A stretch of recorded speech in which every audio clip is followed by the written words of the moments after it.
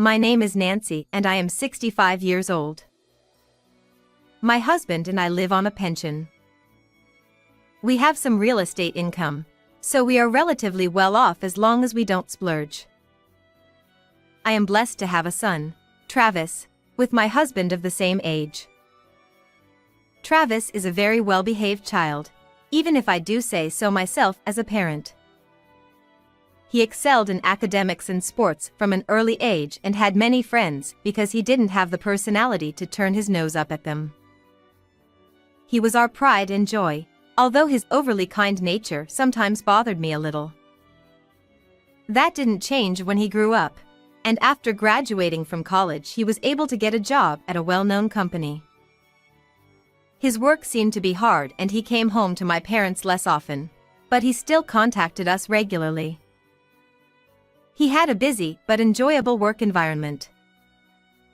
A few years passed, when he reported to me that he had been promoted to a great position in the company, and I was relieved that things seemed to be going well. We were introduced to Anne, whom he said he was dating for marriage, and seemed polite, neat, and pretty when she came to greet us. "Oh, I'll help you too." "Thank you, but you don't have to worry about me, okay? I can do this much on my own. You can take your time, okay?" No, it's not my nature to stay still. "I'll help you with anything you need, just let me know, okay? I'll carry this, won't I?" I had a very good impression of Anne, who willingly helped me with my housework, saying, "I'll carry this." I had only a son, and I wondered what it would be like if I had a daughter. She was that kind and thoughtful to us, and I felt that Travis had found a good woman. Soon after, Travis and Anne were married and we were delighted. They were blessed with children as well, having their first son, Ron, the year they married, and their first daughter, Nicole, the following year. I had often heard that grandchildren are adorable, and it was so true. Travis and his family seemed to be the picture of a happy family. Time passed a few years later. When Nicole started preschool, I noticed something unusual. Travis' face seemed to be getting tired and he seemed to be getting more and more tired every time I saw him. "Hey Travis, what's bothering you? Have you been feeling tired lately?" "What? Oh, it's nothing like that. I'm fine. Sorry to worry you. If you need anything at all, you let us know right away. We'll support you if we can." Travis smiled, trying not to worry me. Was it work-related? But if so, would he hide it since I had heard his concerns several times before? Family-related then? Come to think of it, I haven't seen much of him lately. Could that be the reason? Just as I was imagining things, wondering and worrying, my husband had passed away in a sudden accident. My mind went blank because I had not expected it. Travis took care of the funeral and all the formalities for me as I couldn't stop crying. My grandchildren were also there for me, perhaps worried that I was acting differently than usual. Their presence was a source of emotional support and cheered me up. One thing was bothering me, and had not come to the funeral. Mom, and can't come because she doesn't seem to be feeling well. Even at a time like this, I'm sorry. Travis said with a dark look on his face, as if he was having difficulty saying it. I couldn't ask him deeply during the funeral because I was too busy and sad to do so. When he calmed down, I asked him about Anne. "Travis, it's about Anne. I wonder if it has something to do with you not coming to your dad's funeral and you being so depressed lately?" When I gently address him, he thinks thoughtfully and falls silent. I haven't seen Anne for quite some time now, and things haven't been going well. Isn't that really why she wasn't feeling well at your dad's funeral? I'm sorry, Mom. I didn't want to worry you. I wasn't sure if I should tell you. Travis spoke slowly, occasionally asking how I was doing. I was astonished at what he said. He said that Anne wasn't interested in children or raising them very much. She seemed to do the bare minimum when Travis was away during the day, but she left him to pick them up from daycare and do the housework when he was home.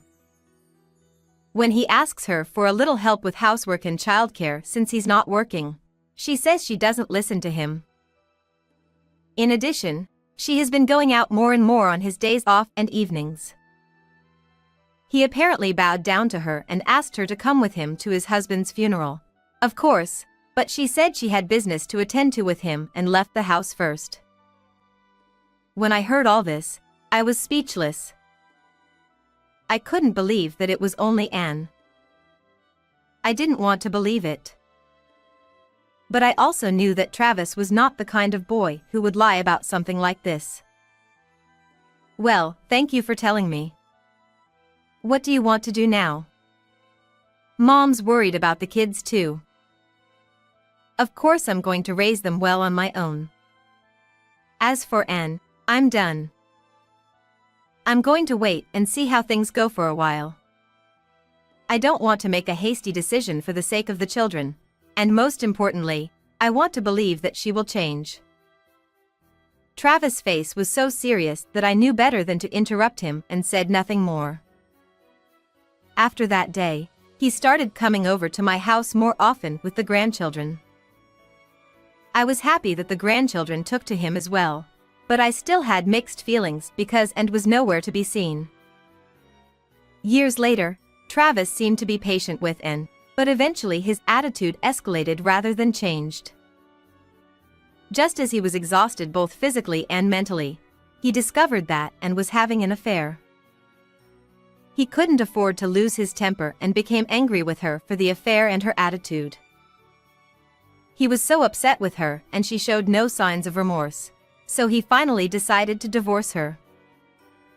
He was very distressed, but I thought it was the right thing to do. I don't know what was right for the grandchildren, but Anne didn't seem to be doing anything for them as a parent. In fact, I suspected it was neglect. I told myself that this was all for the best. But then Anne, who had been neglectful, came to claim custody of the child. Travis and I rolled our eyes at this unexpected turn of events. He was convinced that Anne was cheating on him, and he also accused her of neglect. However, the lawyer she had prepared was one step ahead of us in every way. The lawyer was outfoxed by the lack of evidence for both the affair and the neglect. The divorce was called a compatibility disagreement. We were shocked to find out that Anne would get custody of the children. We were of course not convinced, but we had no choice but to comply because we had no conclusive evidence. We were concerned about neglect, so we decided to offer some conditions in exchange for paying a larger amount of child support than the market rate. Those conditions were that we would not want to see them for the time being, and that we would allow them to talk to the child by phone twice a month. The phone call is that we will provide each of them with a kid's phone, and they will be allowed to have it. And that they do not move for the time being because we feel bad about changing the kids' elementary school and environment. And was happy to accept these conditions with the added benefit of child support. I was particularly annoyed about the move, as she had originally planned to kick Travis out, and was smiling high and low about the hassle it had saved her. The end I knew was no longer there, much to my disappointment. Travis was soon evicted from the house and decided to rent an apartment nearby. I asked him if he wanted to go back to his parents' house since mine was also in the neighborhood, but he said he wanted to be as close as possible. From that day on, I spent my days pondering whether I could somehow regain custody. One typhoon night, a year after they divorced, with nothing I could do, It was not a day when phone calls were allowed, but I received a call from Nicole, now in the 3rd grade. I rushed to answer the phone and she seemed to be crying. "Grandma. Oh no. Mommy kicked me out. It's dark and scary. I'm hungry too." It was so sudden that I was almost distraught.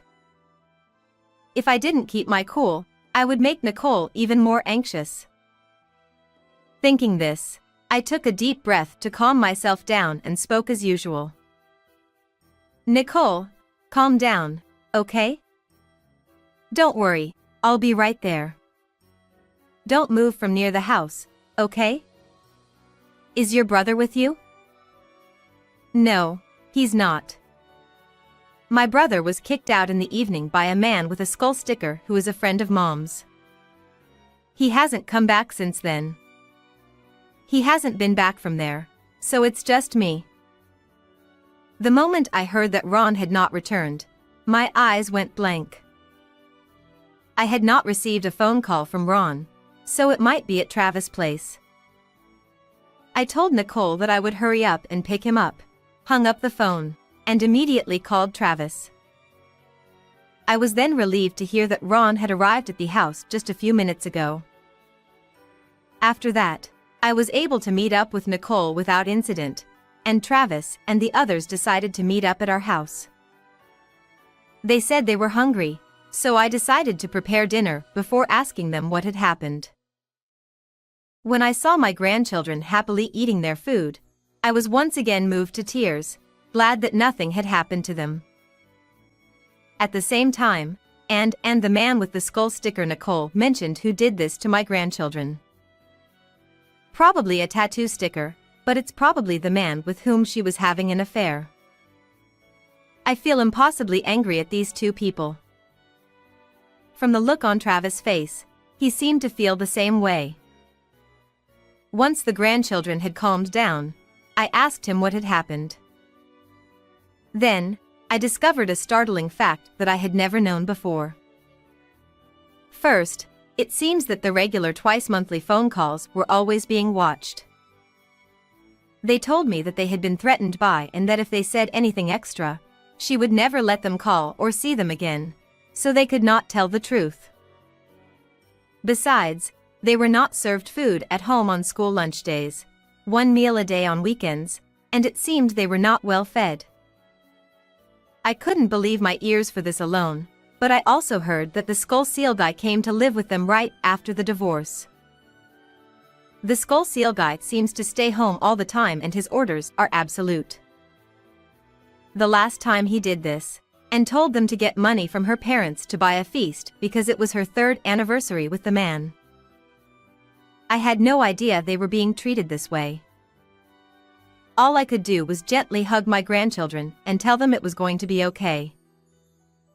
This time, Anne's neglect was definite. She probably wanted custody for child support. However, I don't know if the testimony of the grandchildren is enough to prove the case. I was thinking that I needed something else to prove my case. Look, the person with the skull seal is like this. I don't like him because he is so scary when he gets angry. I don't like my mom either because she has a habit of being nice to this person, but he's so strict with us. Nicole showed me the screen of her phone. It was taken in the apartment and was filled with pictures of Anne and her cheating boyfriend. Ron had also taken pictures with his phone, and he and Travis decided to check their phones together.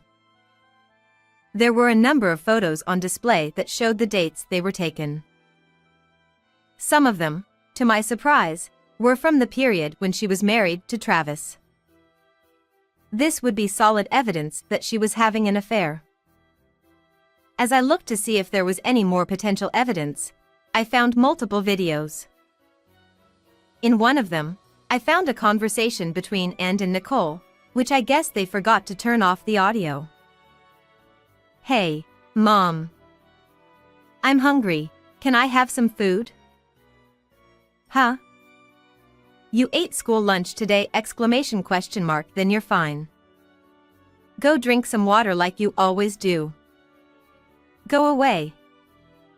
I'm going out. I felt strong resentment at what I could not bear to hear. But this too would be undeniable evidence of neglect.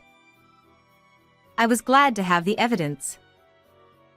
But I was afraid I was going to get out of control with my feelings of sadness and anger.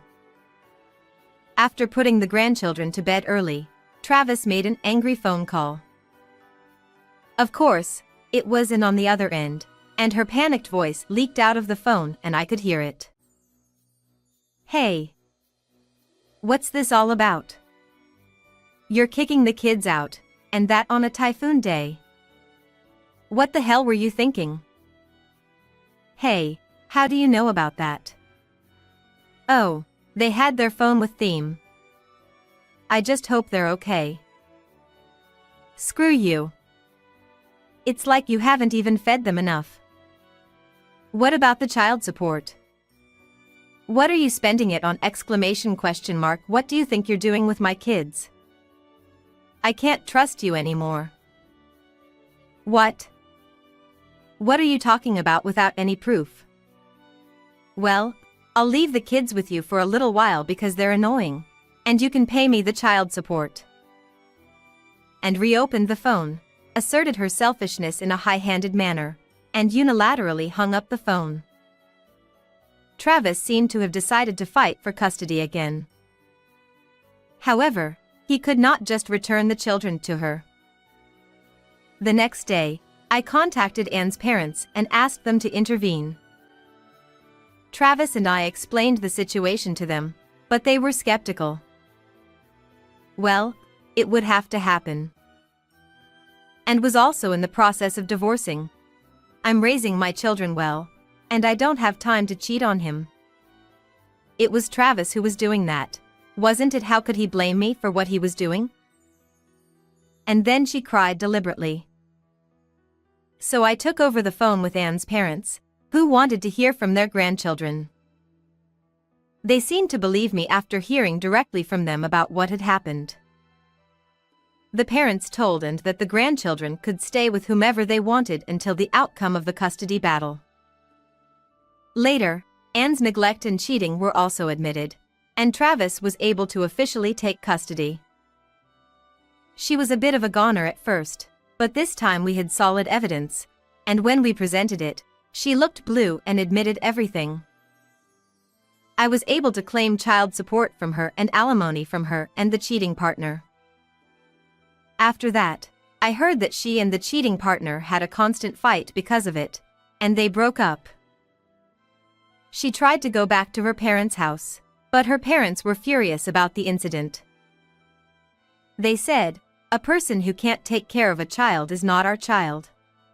And they were so disgusted with her that they cut ties with her. She had been receiving support for her living expenses, but that has of course been cut off as well. She has to pay child support and alimony as well. So I heard a rumor that she has no choice but to work part-time jobs. I heard that she wants to see her children, perhaps to distract them from her loneliness, but since a restraining order has been issued against her due to neglect, she is left to live a lonely life alone. When she does get to see them, she will not be able to fulfill that wish because her children do not want to see her. There is no room for sympathy for her, because she deserves it all. As for us, we are all going to live together in our home. I had declared when I took custody of the grandchildren that I would take care of them during the day, and above all, I wanted to be there to watch them grow up. Since my husband passed away, our quiet home has become lively and happy every day. What did you think of this story? Please subscribe to our channel. See you in the next video.